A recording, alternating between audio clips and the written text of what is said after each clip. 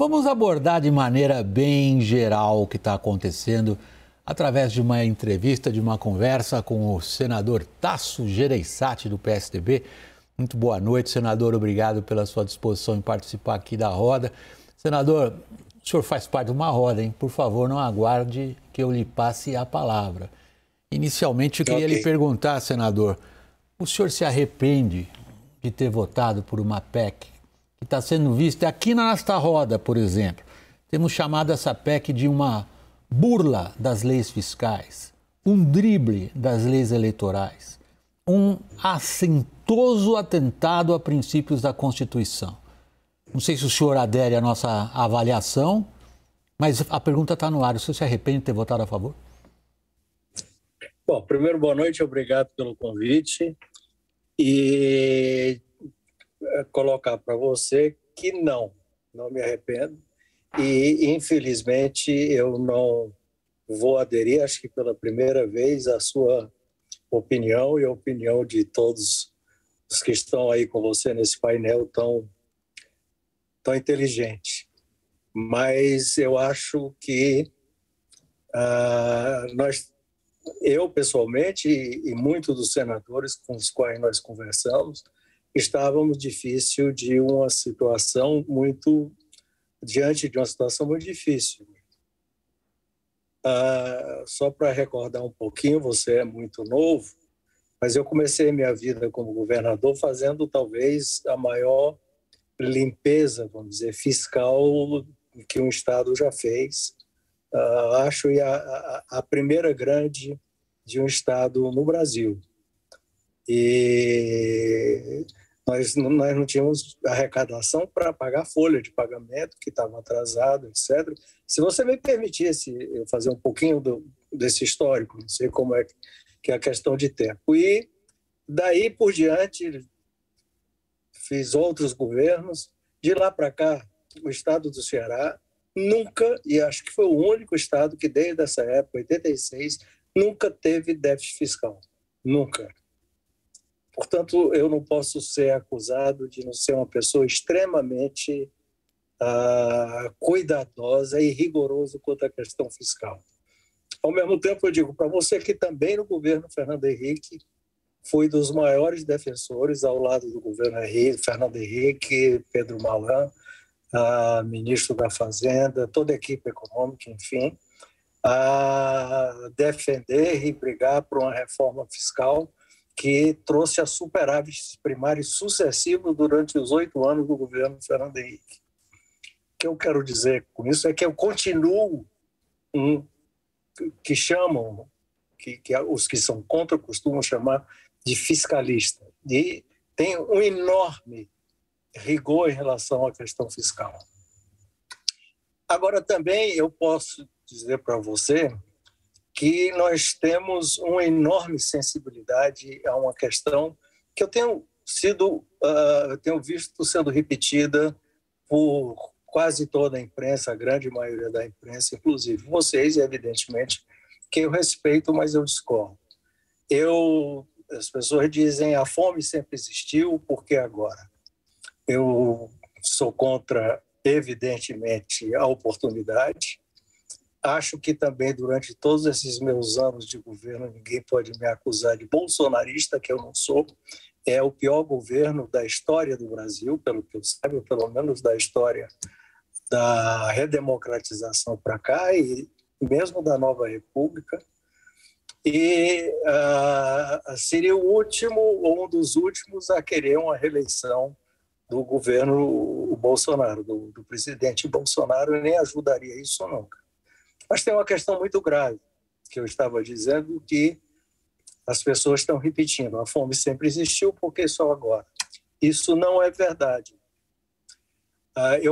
Eu sou de um estado que me acostumei a perceber a fome pelas ruas.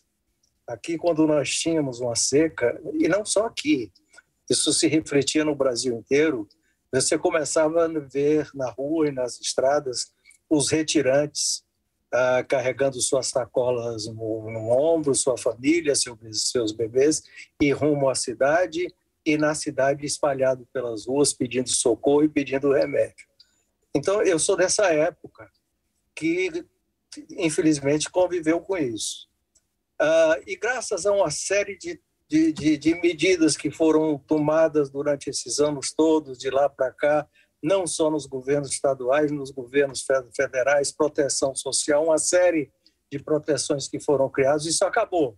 Você não vê mais, você não via mais retirantes do Nordeste perambulando pelas ruas das grandes cidades do Brasil, sem casa nem comida. Senador? No entanto, agora nós estamos vendo uma cena, eu diria que pior do que agora. Senador. Aqui em Fortaleza, aí em São Paulo, onde eu vou com certa frequência, eu nunca vi na minha vida São Paulo do jeito que está. Tendas negras espalhadas por toda a cidade. No Rio de Janeiro, que eu tive rapidamente, também havia a mesma coisa. Um quadro sem querer ofender, mas de africano pobre. A miséria, ou seja, a extrema pobreza e o desespero nas ruas do Brasil inteiro. E a minha convicção é que alguma coisa, e tinha dito isso, tinha reclamado isso, precisava ser feito e precisa ser feito. Senador. E vou mais, eu vou até, eu não sei, com a questão do tempo eu fico preocupado. Não, eu percebo que o senhor precisa de tempo para elaborar um raciocínio, e aí o nosso tempo é psicológico e não cronológico. Isto aqui não é um debate de candidatos. O seu raciocínio é claro. O senhor nos traz a sua biografia política e profissional como prova da sua defesa de princípios, como, por exemplo, do equilíbrio fiscal.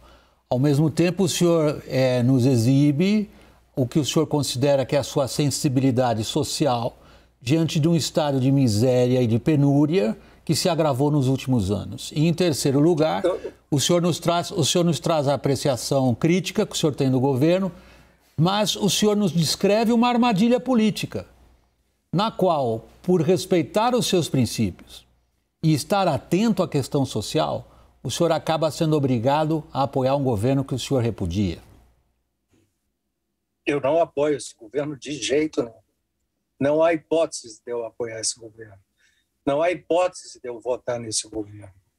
Agora, não há hipótese também de eu perceber, e desculpe só lhe fazer a meu ver, uma correção.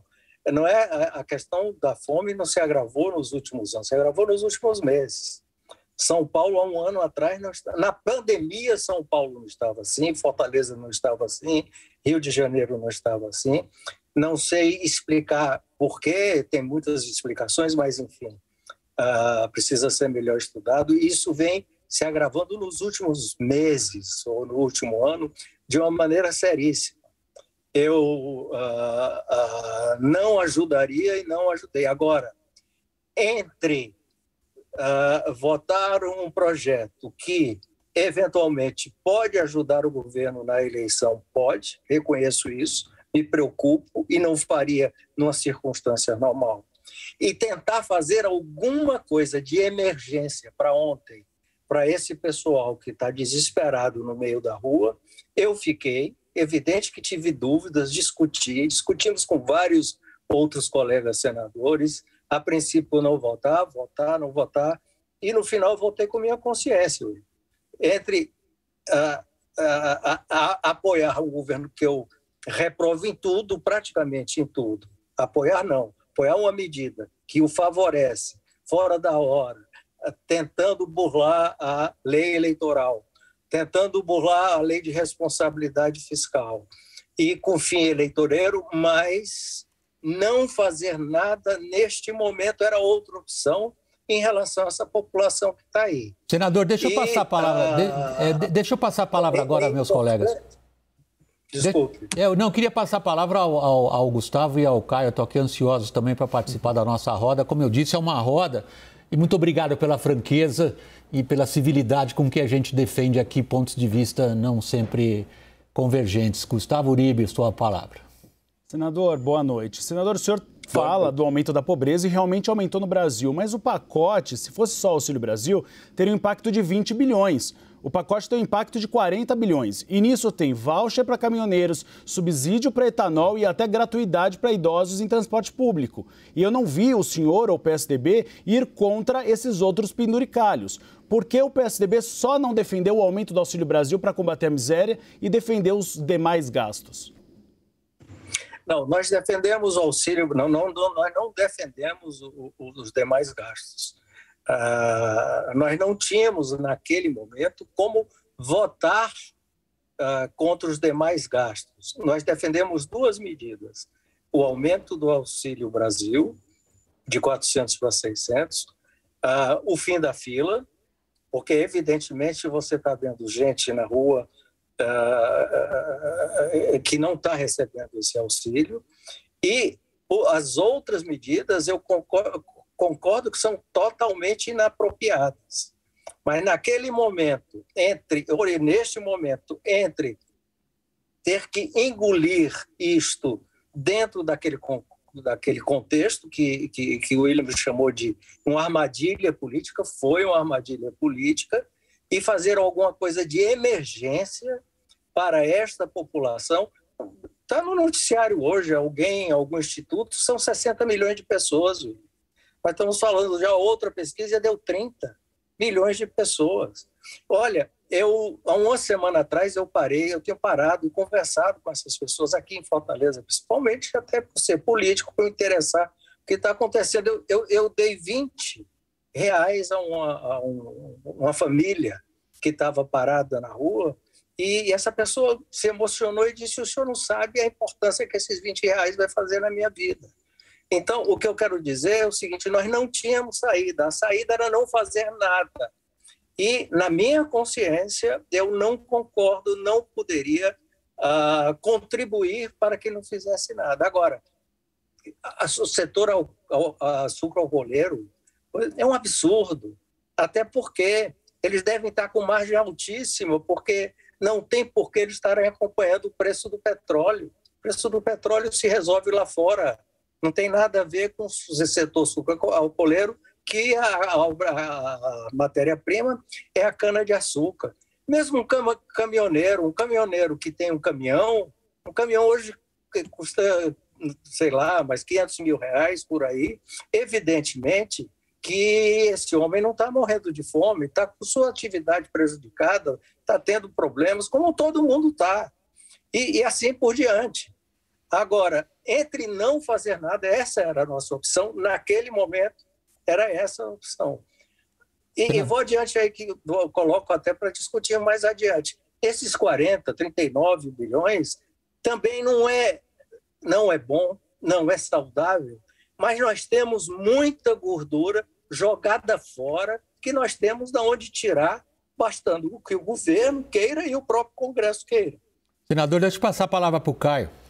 Senador, boa noite. A PEC, uma vez aprovada, vai beneficiar eleitoralmente o presidente Jair Bolsonaro, especialmente na sua região, Nordeste, onde o Lula tem uma folga? Olha, pode ser que sim, mas eu não acredito. Eu acho que essa questão de Bolsa Família, na cabeça da população mais pobre, no coração do pessoal mais pobre daqui da nossa região, está com o retrato do Lula e acabou. Eu não acredito que isso vá acontecer, mas é evidente que tem possibilidade de melhorar. Mas o que eu quero colocar, eu acho que não muda o quadro aqui no Nordeste, nem muda o quadro entre os... Pode até amenizar um pouco o quadro, mas não muda o quadro. Mas quero mais uma vez enfatizar que não foi com objetivo eleitoral passar 4 anos reclamando desse governo, falando mal desse governo, apontando erros graves desse governo, e agora fazer uma coisa com objetivo eleitoral para esse governo. Senador, o Caio lhe pediu que fizesse uma avaliação das chances eleitorais do governo diante da aprovação da PEC.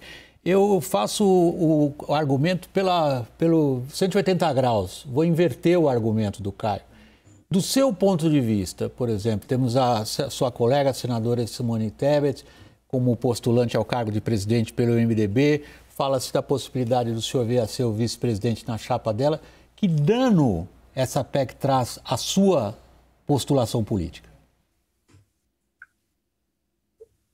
Eu não acho que traz um dano maior. Eu não sou ainda... Existe essa discussão, candidato a vice-presidente, mas eu não acho que traz um dano maior, não. Eu acho que a questão da candidatura da Simone é muito mais uma questão de trazer uma alternativa diferente aos extremos que estão aí. Essa extrema-direita, que eu nem sabia que existia no Brasil de uma forma tão radical e cheia de preconceitos e visões de mundo que eu pensei que ultrapassadas, e uma esquerda que está voltando a uma política antiga dos anos 50, do tempo da Guerra Fria, quase, que está se discutindo. E também para minimizar, do ponto de vista da população brasileira, os ódios, os extremos. Eu acho que a candidatura da Simone ela vai se propor a ser a única candidatura que pode unir razoavelmente esse país que está dividido pelos ódios. Então, essa é a grande mensagem que ela acho que se propõe a levar e que é o nosso papel levar para o país. Uma alternativa diferente, dizer ao brasileiro que nós não precisamos estar divididos entre esses dois polos, nem podemos estar e nem devemos estar divididos e vivendo entre ódios. Senador Tasso Gereissati, do PSDB, nosso muito obrigado do WW pela sua disposição em participar dessa roda aberta. E boa noite. Eu tenho um minuto só para falar uma coisa que eu queria falar. Fique à vontade. Tem, William? À vontade. Alô? Por favor, sim, estamos na sua escuta. Você está falando de 39 bilhões. Agora foi aprovado na Comissão de Orçamento 20 bilhões para o orçamento secreto. Tira esses 20 bilhões, já resolve metade do problema. Esses 20 bilhões é para jogar fora e muito parte disso para a corrupção. Tem sentido isso nesse país? É isso aí que eu queria dizer. A sua pergunta do que tem sentido no país, ela é muito ampla, senador. Nosso muito obrigado novamente pela sua participação, sempre muito bem-vindo. Boa noite, senador Tasso Gereissati. Boa noite, William. Obrigado a vocês.